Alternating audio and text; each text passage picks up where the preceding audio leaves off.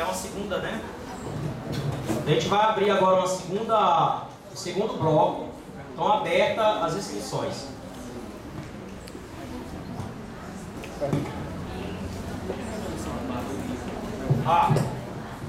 Lembrei agora. Tem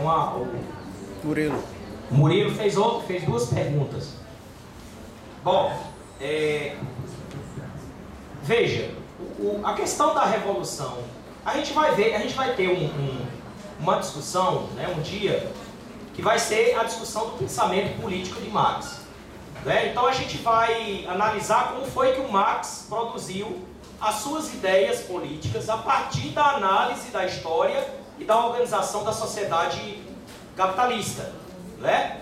Então as ideias de Marx sobre o processo revolucionário, as ideias de Marx sobre a organização dos trabalhadores na pós-revolução, né?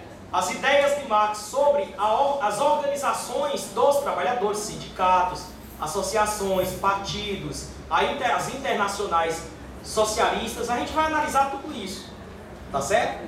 Porque na verdade o curso ele é de introdução ao marxismo.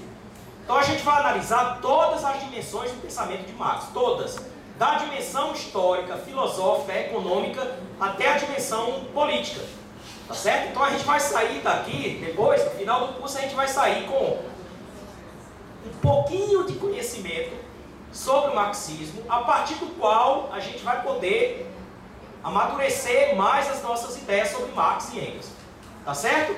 Mas veja, a questão da revolução, ela perpassa todo o pensamento de Marx. Desde que o Marx se tornou socialista. O Marx se torna socialista no final de 1843 e início de 1844. Quando ele sai da Alemanha, muito jovem, e chega na França. Quando ele chega na França, a França era o berço do socialismo na Europa. Todas as correntes de pensamento socialista, todos os grandes revolucionários, Proudhon, Bakunin, Weitring, todos militavam na França. A França era o caldeirão das lutas políticas naquele momento histórico. Então, quando Marx chega, no começo de 1844, com a intenção de fundar uma revista de crítica, né? Quando ele chega, ele toma contato com essas correntes de pensamento. E aí ele vê, né, as suas limitações, que as suas limitações eram muito grandes. Ele era um grande filósofo. Ele era o maior filósofo daquele momento. Era o único filósofo que tinha assimilado com profundidade o último grande sistema filosófico da humanidade, que foi o sistema hegeliano. Mas veja, do ponto de vista da economia, da análise econômica, da análise política, o Marx era extremamente limitado. Então foi o que ele fez. Quando ele toma contato com essas correntes socialistas, a primeira coisa que ele faz é estudar. Ele vai estudar Maquiavel, vai estudar Rousseau, vai estudar os pensadores iluministas, pega o sistema, todos os pensadores franceses, a Revolução Francesa e vai assimilar, para poder dar um passo à frente na evolução do seu pensamento. E aí, desde esse momento, os textos que ele vai produzir, até o último texto da vida dele, o problema da revolução, que é o problema da superação do capitalismo e da abertura de uma nova etapa na história da humanidade, que é o socialismo, perpassa o desenvolvimento das suas ideias. Né? E aí a gente vai ver qual é a concepção que o Marx tem da revolução. O que eu posso antecipar agora é que não há nenhuma grande transformação na história da humanidade, nenhuma que tenha sido feito por meios pacíficos. Não há nenhuma grande transformação na história da humanidade onde a ação, a luta não tenha se constituído como portador de uma nova realidade. O Marx tem uma passagem num dos livros dele sobre a França, que ele diz o seguinte: a luta social, a violência é a parteira das grandes transformações da humanidade. Não é porque o homem seja violento, não é. A nossa natureza não é de um ser violento, né? Nós não temos uma essência imutável de ser violento, não é isso. É porque Marx coloca isso muito claramente. Nenhuma classe social, na história das sociedades, das formações sociais, deixa o poder sem resistência. história de Roma, da Grécia. Vejam como era que se davam as transformações. Vejam como é que as classes substituíam umas às outras. Foi através de muita resistência, através de muita luta. Não há possibilidade de uma classe que é dona do poder e do conhecimento deixar e se resignar, deixar pacificamente o poder que ela exerce. Portanto, há de haver luta social. Sem luta social, sem os movimentos sociais, sem as organizações dos trabalhadores, não é possível a passagem para uma nova sociedade. Por mais que o capitalismo entre em crise, por mais que os processos de barbárie se aprofundem, os capitalistas eles sempre vão procurar saídas para manter o sistema econômico.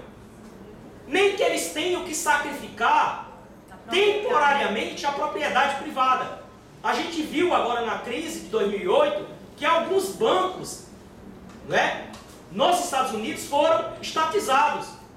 Na Europa, na Holanda também, na Escócia, em vários países, alguns bancos foram estatizados. Então veja, os capitalistas eles se utilizam inclusive de instrumentos econômicos que não são apropriáveis ao capitalismo, vamos dizer assim, né? Porque a essência do capitalismo é a propriedade privada, desde que seja necessário para superar temporariamente os efeitos da crise. Então veja, o que vai acontecer é que a barbárie social aumentará. Então qual é o papel político dos marxistas, né? Daqueles que têm consciência da história, que sabem do seu papel histórico, na ciência do conhecimento e na luta social?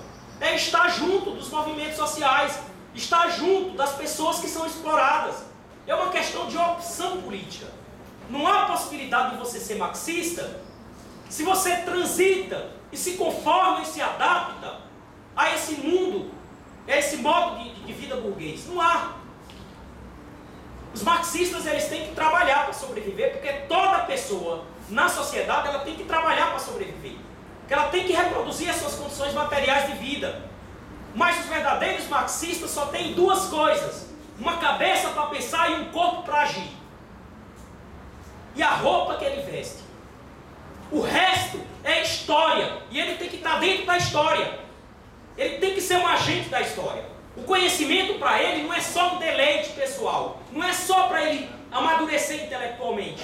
O conhecimento para o marxismo é um portador de grandes transformações sociais. Por isso que o Marx nunca foi aceito na academia. O Marx foi vetado constantemente na academia. Porque o marxismo, além de ser uma teoria profunda do mundo, da sociedade, uma concepção da vida humana, ele é também, nas mãos dos explorados, um grande instrumento para transformar essa sociedade.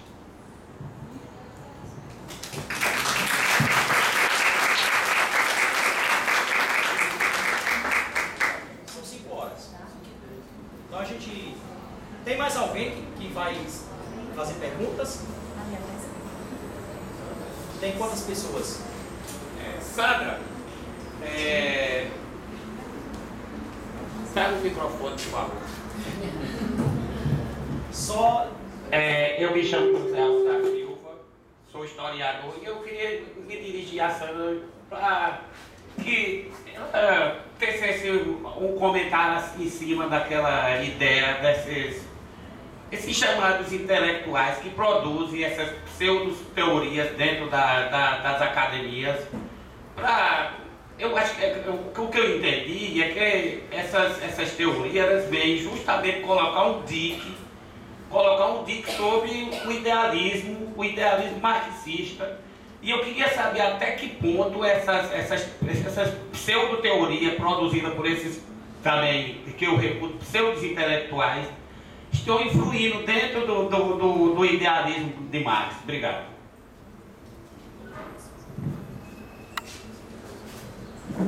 Boa tarde, vou ser breve. Durante a dissertação de vocês falaram a respeito do trabalho alienado.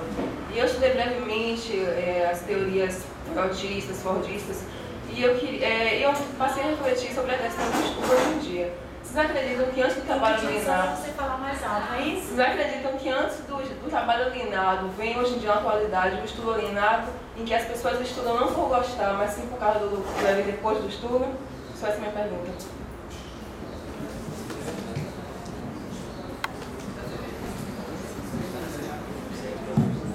Ó, pessoal, em virtude do tempo, certo? Das considerações finais e da atividade de fechamento, a gente vai encerrar o bloco de perguntas agora. Vou passar a palavra para os dois conferencistas. Depois eles vão tecer as considerações finais e a gente vai encerrar a atividade de hoje, tudo bem? Com as regras, né? O pacto pedagógico que a gente vai adotar daqui para frente. Viu? Certo? Ok.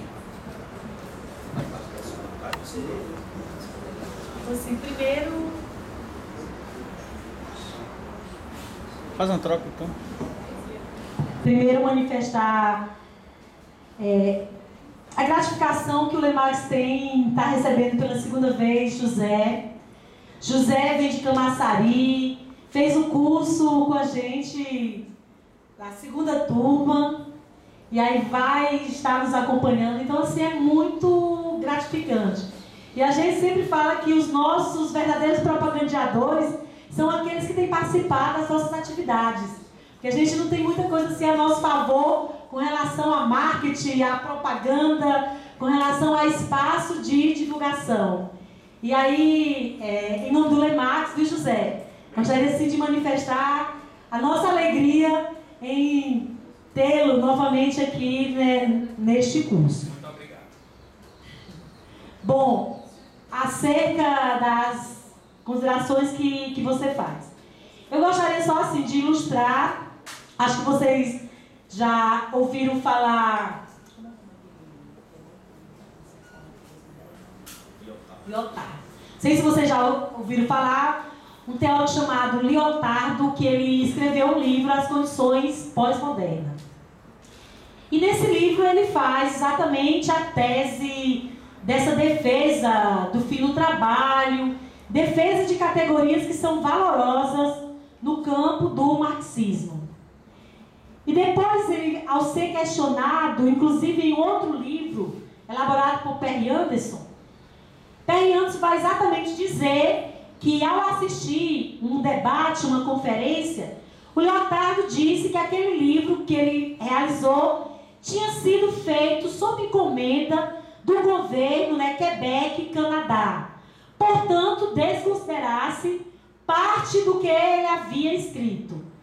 Então, eu pego assim, esse exemplo para ilustrar o quanto a burguesia ela consegue, a partir do seu aparato, a partir de vários mecanismos, encomendar, comprar pesquisadores, encomendar pesquisas que são favoráveis à manutenção e à lógica do capital.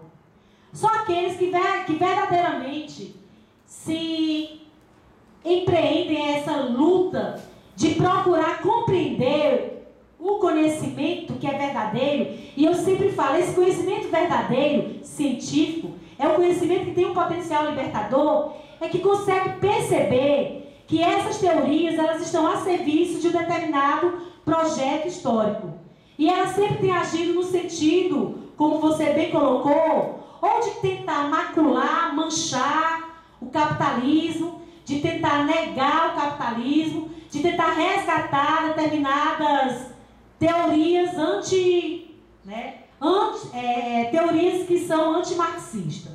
A gente percebe isso, infelizmente, na fala de alguns estudantes. O ano passado, não foi, companheiro? Eu, Francisco e Alberto, em atendimento a um pedido do curso de Serviço Social da Faculdade Universo, fomos fazer uma oficina sobre o marxismo. E lá no grupo tinha uma pessoa lá, estudante, que ela tinha dito pra gente que tinha escolhido a oficina porque ela estava tendo contato com as teorias de Marx e que na casa dela ela sempre ouviu dizer que marxista come criança, que o marxista vai mudar a bandeira, que o marxista vai tomar o apartamento, vai tomar a casa do pai dela, vai tomar a pequena propriedade dela. Agora, foi o ano passado, dezembro, né? Dezembro do ano passado. Quer dizer, em pleno século XXI, a gente se depara ainda com essas ideias que fez parte de um universo de ataques frontais ao marxismo. Aqui mesmo, no curso de pedagogia, tem muita gente que diz: eu não vou participar das atividades do Le Marx porque eu não quero ser marxista, por esses e outros, né, fatores, por esses e outros motivos. E se nega, inclusive, a conhecer o Marx. Eu chego para alguns desses alunos e digo: o que você sabe sobre Marx?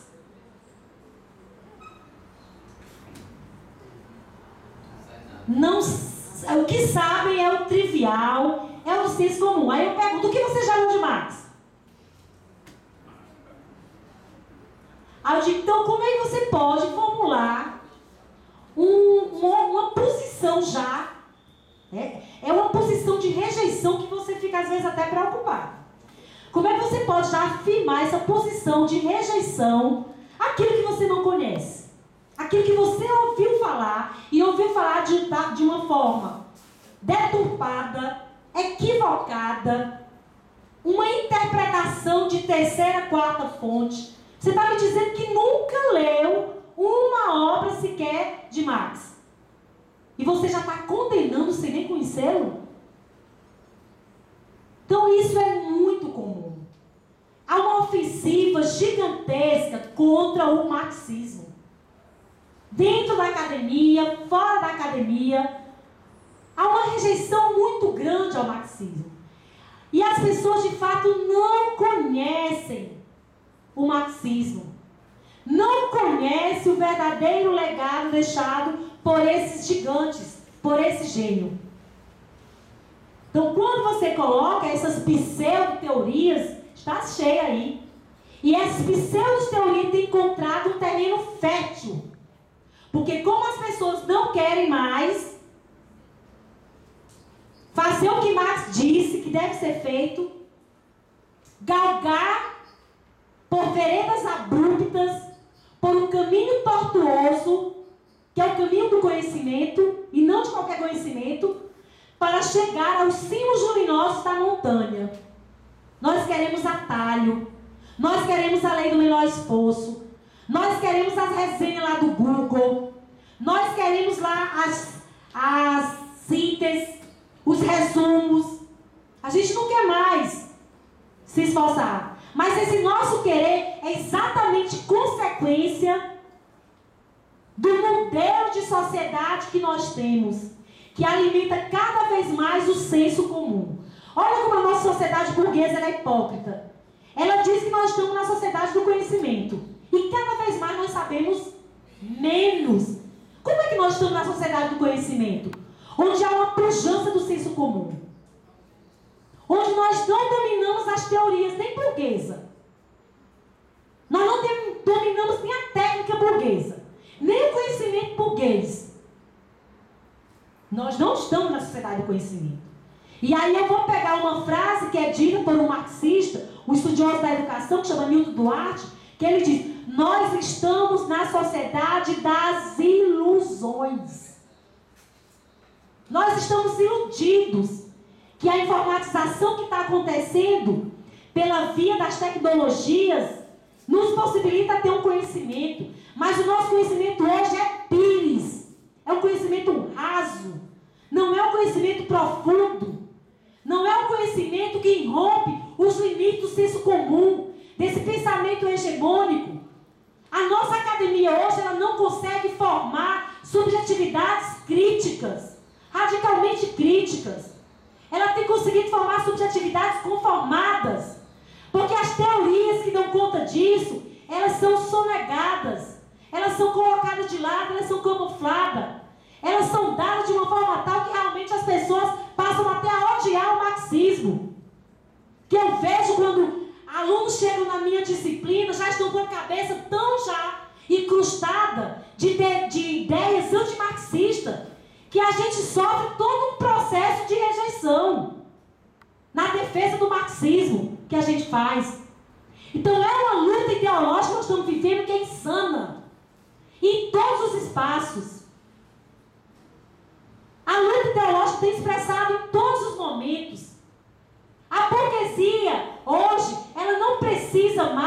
utilizar de aparelhos repressivos para debelar e conter as ideias revolucionárias, para conter o marxismo. Ela tem lá uma programação que é de Big Brother, não sei o quê, que dá conta disso. Dá conta de provocar uma relação de estranhamento das pessoas com a realidade que elas vivem. Que hoje as pessoas tendem a naturalizar, parece que tudo é natural. É natural vermos crianças aí, nos sinais e idade de estar na escola, passando fome, cheirando cola, usando droga, sendo aviãozinho de traficantes. É natural a gente assistir, abrir e observarmos que jovens estão sendo assassinados barbaramente. É natural a gente observarmos e percebermos chacinas que estão fazendo a criminalização da pobreza, próximo da gente, nos bairros da periferia de Salvador. É natural ver convivermos com essas taxas altíssimas de desemprego. A burguesia tem conseguido fazer isso. A burguesia tem conseguido fazer que a gente fique diferentes a isso que está acontecendo. Que a gente não se posicione, que a gente não lute, que a gente nem acredite mais nos mecanismos de luta. Há uma apatia generalizada. O movimento estudantil tem sido engolido e devorado por essas teorias, que tem colocado ele numa situação de apatia, que não consegue fazer uma discussão com relação à conjuntura e como é que essa conjuntura rebate sobre os rumos da universidade. É isso que a burguesia tem feito e que a gente tem assistido simplesmente lá calados, silenciados, como diz Raul Seixas, com a boca escancarada cheia de dente esperando aí a morte chegar. Então a gente tem que tomar uma outra postura diante desse cenário que está colocado. A gente tem que se apropriar da teoria revolucionária, do marxismo enquanto força social, para poder responder aos crimes que a burguesia vem cometendo e que a gente acha que são crimes normais, naturais. A gente acha que é natural uma pessoa de quase 90 anos ficar esperando no leito uma vaga no UTI e morrer porque não tem uma vaga. Isso não pode ser natural, gente. Nós temos que dar um basta a isso aí. A gente tem que mudar o rumo da nossa história. Como já foi dito aqui, nós fazemos a história. Claro que não fazemos sobre as condições que nós queremos, sobre circunstâncias. Mas a história é resultante da ação de homens e mulheres. Não podemos ser coniventes e indiferentes a essa realidade social que está aí colocada. A gente tem que se armar, teoricamente, da prática, para poder dizer um não e defender a vida que deve estar acima dessa gangue dos capitalistas de lucro. A vida deve estar acima desses processos morais que a burguesia vem fazendo em nome do aumento da taxa crescente de lucros. Então a gente tem que dizer um sim à vida, e dizer um sim à vida é se colocar ao lado dos explorados. É fazer com que aquilo que nós estamos recebendo seja a serviço da construção de uma história, não de qualquer história, mas de uma história com H maiúsculo, de uma história que aponte para processos de libertação e de emancipação humana.